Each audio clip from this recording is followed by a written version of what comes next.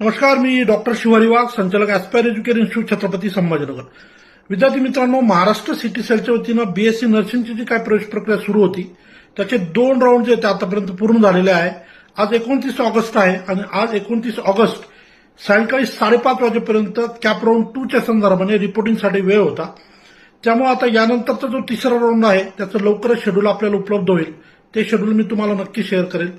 तुर्तास nursing cap round 2ची प्रवेश प्रक्रिया आज संपलेली आहे. उद्या परवा जे मोस्ट प्रॉब्ली पुढच्या राऊंडच्या संदर्भानं शेड्यूल रिलीज होईल. जसे ते शेड्यूल येईल तुम्हाला मी या ठिकाणी शेअर करेल. सो कॅप राऊंड 2 पूर्ण झालेला आहे. तिसऱ्यासाठी विद्यार्थी जाऊ शकतात, परंतु यावेळेस बीएससी नर्सिंगसाठी परत एकदा रजिस्ट्रेशन ओपन होऊ शकतात. अशा मुलांसाठी जे पहिल्या किंवा दुसऱ्या राऊंडमध्ये ऍडमिशन मिळाल्यानंतर सुद्धा रिपोर्टिंग करू शकले नाही, तर अशा मुलांच्या संदर्भानं नव्यानं रजिस्ट्रेशन ओपन होईल अशी थोडी माहिती आपल्याकडे उपलब्ध आहे.